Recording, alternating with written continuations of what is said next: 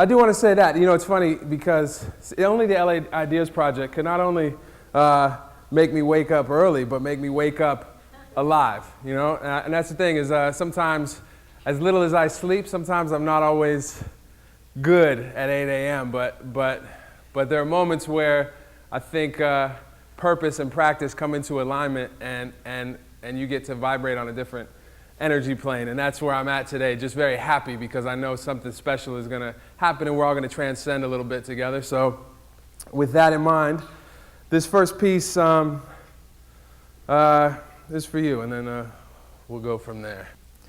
There is a spot of earth whose size is of no importance, so long as I can get a toe inside it to stand and watch the sun.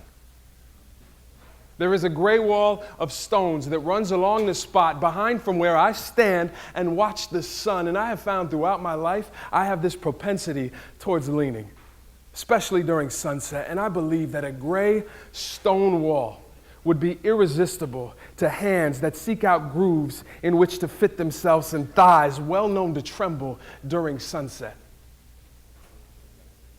My hands slide along the grooves of this granite gray stone, and my fingers, they find the fissures where God meets man. See, the first wall came into existence the day some caveman stood amongst stones with trembling thighs, stared into the setting sun, and said to God, "Your masonry is nice, God, but what you need to do, but such a shame the chaos that your haphazard placement accomplishes. What you need to do, God, is organize your shit." And with that, the wall is born, and we scoff at God's reply.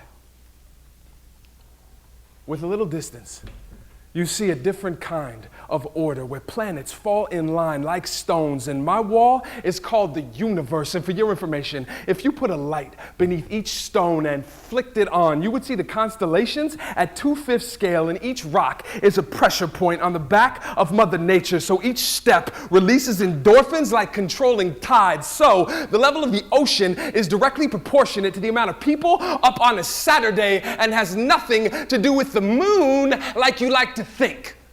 But your wall is cute, and if it makes you feel good, I think that's sweet. Here's some ants. And it does. It makes me feel good to have this wall and that dandelion and these ants. But the thing of it is this. I got this friend, right?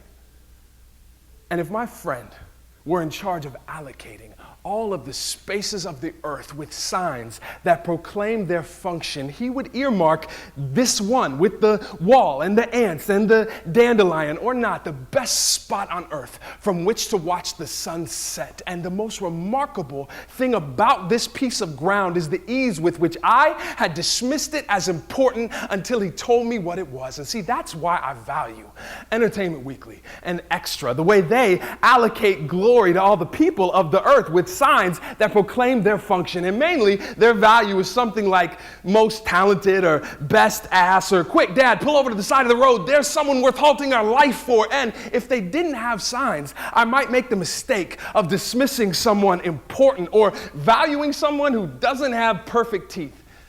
At the same time, I never saw Gandhi on the cover of GQ, and Jennifer Love Hewitt might know where to go to get a killer egg white omelet, but if she can't tell me where the best spot on earth to watch the sunset is, then maybe I've misplaced my idolatry. See, there are 3 billion times pi plus a cul-de-sac spots to watch the sunset, but see, this one is the best because he says so. And no, he hasn't driven down the cul-de-sac at twilight, and no, NASA offers no statistical evidence to verify his findings. And yes, smog refracts the ultraviolet rays of the sun, making all the true believers swear that city life is conducive to divinity, and the ozone layer and trees, they're a detriment to beauty. But My friend, he insists that he will drive the extra miles to kill ants on the trunk of his Cadillac because at the antithesis of dawn, there is nowhere else to be. Maybe I should stop writing poetry and let poetry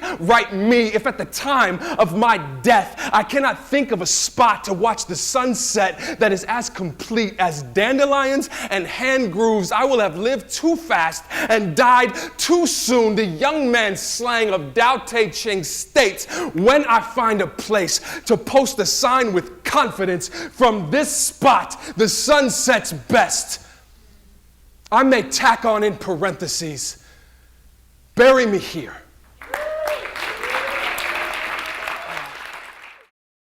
I started out as a boy in Thousand Oaks who knew what poetry was from pages and from textbooks, and a line from a poem about my Nana is, she knew water on her skin from swimming in ocean, not from reading books.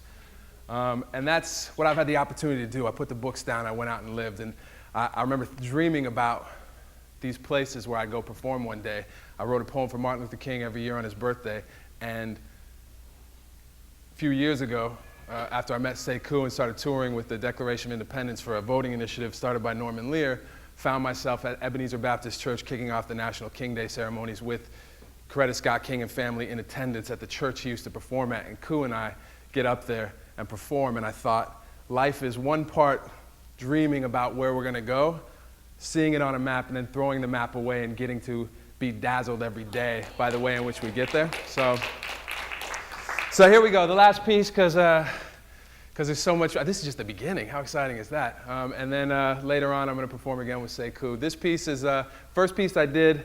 I love hearing Sekou tell the story of this, because this is the piece that brought us together. And it's like I was calling out into the universe, and he heard the call and came and said, let's work. So this is that piece that's my barbaric yop for all of us today.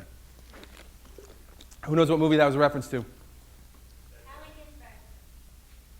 Oh, okay. You're incorrect, but you should be right. Now you're both correct. She said Allen Ginsberg, Howl, and he said Dead Poet Society, and they fuse together and make Howl at a Poet Society. That's horrible. There was only on rooftops, looking out at the world, wondering why it matters I live, right? Questions I'm gonna never answer for certain, like why? Me, stars in the universe, lame old things about, tell me the secrets about life and the living, and are the people really as confident as they look from here, jumping in cabs, screaming, go, like they know how to get there. If I was the driver in that cab, I would speed every time. I'd turn the meter off. I wouldn't make it about the money, wouldn't let you pay to ignore me for the duration of the ride. I would spin around on the wheel like Rumpelstiltskin gone mad, because I know every second is a chance to transform yourself. Straw to gold. And of course, that troll, Rumpelstiltskin, went mad because he wasn't just some inbred jacking off to Jerry Springer, eating Hot Pockets, waiting for Purdy Mouth Men to get lost in the woods. He was better. He danced around fire, ate handfuls of roast pig, no pants, no napkin, beautiful. He was better. He helped people who had forgotten him to turn into gold. He was better, and nobody knew it. Of course he was mad. He demanded a legacy because everyone should have someone who will look at you with respect and listen when you tell your secrets. If you can't make someone to love you, you will get one through other means, and that is the price society pays for rejection en masse. Straw to gold. He is souls resurrected and seeking revenge for the spinal fluid that went dry, listening to Ponce de Leon say, maybe this way, I don't, maybe behind the bush. He is martyrs to wrong causes, disciples to false gods. He's men who live in trash bags, love the sound of their own voice. It's been so long since they've heard another. He is Shylock, but with pork, who knew so well the worthiness of flesh that he would give up everything to hold it. He is a taxi cab driver named Rumpelstiltskin, and I bet my life that if it weren't for the fact that his name was posted, you would not ask him how to say it. He wouldn't tell you. He would tell you his secrets. If you'd listen, a life lived poor is for the purpose of dying. Straw to gold, straw to gold, straw to. People would jump out while the cab was still moving, because if they really cared to hear your answer, they would have stopped walking when they asked, how are you? They would warn people, don't get in that dude's cab. He wants to be significant and the cost is too high. But they would remember the ride. They would laugh over coffee at old, what was his name? What was his name? Rumpelmans. No. Guildenstern, wasn't it? But it would have forgotten that he dropped them off at Hamlet's house. See, I will not play the extra, conceding the rights to tell my story because what? Yours is more interesting, unable to live in the moment, refusing to steal focus, waiting for someone else to yell, cut! Not me. I improvise, damn it. Get plenty of film, son. We're making gold today because God is an editor of high repute and he will cut my life as I live. It's down to the highlights. So when they pass before my eyes, I will be tremendous regardless. But life lived well is meant to be resistant to editing. If you spend time enduring because they're going to fix it in post or ask while dying, could I see somebody else's? The only good part in my life is the ending. Then you should never have gotten off the bus in Hollywood. It might be that when I let my legs dangle from 30 floors high and I asked, why? Why is my life important? The answer came down. We need good movies in heaven. Oh, the oath must be made.